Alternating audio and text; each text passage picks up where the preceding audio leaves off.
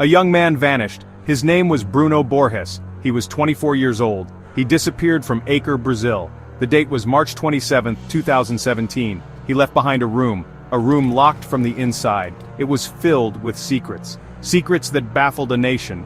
And then the world. This was not a story from a book, this was real life. The disappearance of Bruno Borges was no ordinary missing person case. It was a plunge into the bizarre, a journey into the unknown. His room was a strange sanctuary. Codes covered the walls. Bruno Borges was a student. He studied philosophy, he studied psychology. He lived in the small city of Rio Branco. Friends described him as quiet. They said he was intelligent. He was not like other young men his age. He was always thinking, always searching. He carried an intensity within him, a deep desire to understand the world, the universe, and his place within it. His quest began early. He developed a profound fascination with universal knowledge. He was not satisfied with simple answers, he craved deeper truths. He read voraciously. He explored complex ideas. The ordinary world seemed too small for his expansive mind. He wanted to unlock the secrets of existence. This pursuit became his driving force. It consumed his days. The change in Bruno became more pronounced. He grew increasingly isolated. He started to speak of strange things, aliens, time travel, the possibility of rewriting reality itself.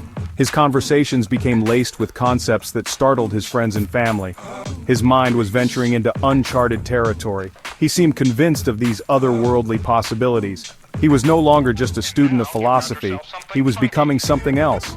His beliefs took a more personal turn.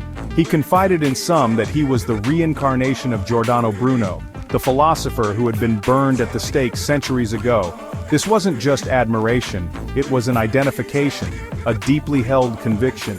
He felt a profound connection to Bruno's life, to his persecution, and perhaps to his unfinished work.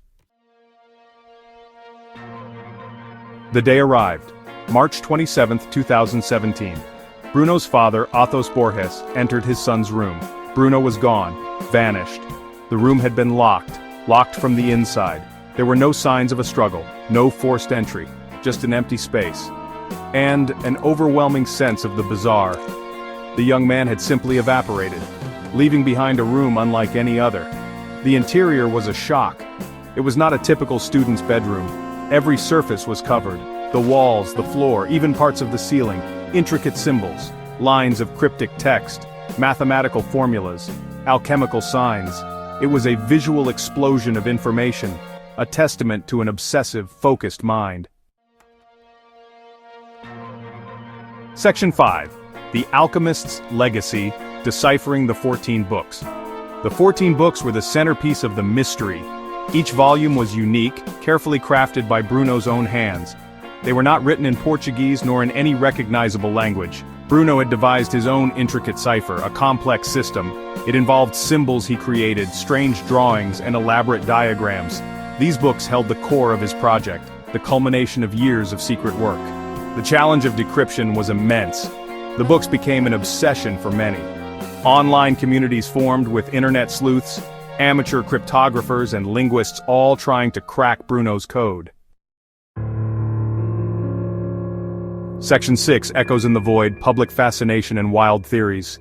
News of Bruno's disappearance spread like a contagion, first across Brazil, then internationally. The strange details of the locked room, the codes, the statue, the alien painting. It was a story tailor-made for the internet age. It captured the public imagination. People were fascinated, they were bewildered, they were hungry for answers. The Acre Boy, as he became known, was a global sensation. Theories mushroomed, wild and varied. Given the alien painting and Bruno's talk of other worlds, alien abduction was a popular explanation. Some believed he had discovered a portal, a gateway to another dimension, and had simply stepped through. Others speculated he had started a new religious cult, or joined an existing secret society. The symbols in his room fueled talk of Freemasonry or other esoteric orders. Section 7. The Search, Fleeting Shadows, and Desperate Hopes. The police launched an investigation. Civil police in Acre State took the lead. They examined the room, they interviewed family and friends. They searched for any sign of foul play, but they found none. There was no evidence of a crime, no indication that Bruno had been taken against his will. The official conclusion was stark. Bruno Borges had left on his own accord, but this only deepened the central question: why? Bruno's family lived through months of anguish. His parents, Athos and Denise Borges, were heartbroken, confused. They made emotional public appeals. They begged for any information. They pleaded for their son to return home. Their pain was a raw counterpoint to the sensationalism surrounding the case. They were not interested in theories. They simply wanted their son back, safe and sound. Their ordeal was a constant reminder of the human cost of this mystery. Rumors of sightings began to surface, whispers and unconfirmed reports. Someone claimed to have seen Bruno in the dense Amazon rainforest. Another report placed him in neighboring Peru. There were even alleged sightings at airports.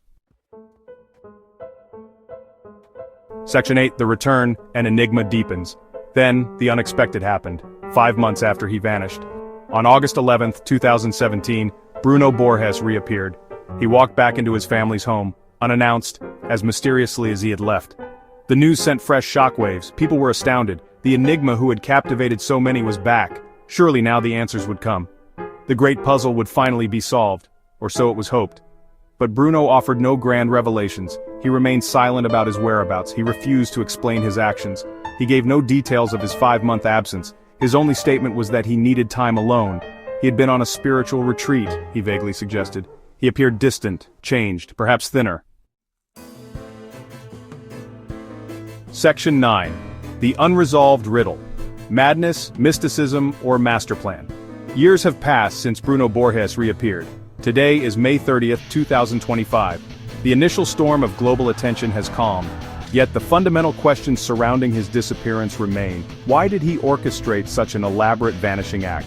Where did he spend those 5 solitary months? What was the ultimate goal of his project? The answers are still shrouded in his silence, and in the complexity of his coded legacy. Speculation continues to swirl. Was it a manifestation of a profound psychological crisis? A brilliant mind overwhelmed by its own intense explorations? Or did Bruno genuinely tap into something beyond ordinary comprehension? A mystical experience? A spiritual journey that required absolute isolation? The lack of concrete evidence allows all interpretations to persist, from a carefully planned hoax to a genuine brush with the esoteric. The story of Bruno Borges, the Acre Boy, has become a modern legend. It speaks to our enduring fascination with the unknown, with the limits of human understanding. It highlights the deep-seated desire to find meaning, to believe in something more. His case demonstrated how quickly a singular, strange event can capture the world's imagination.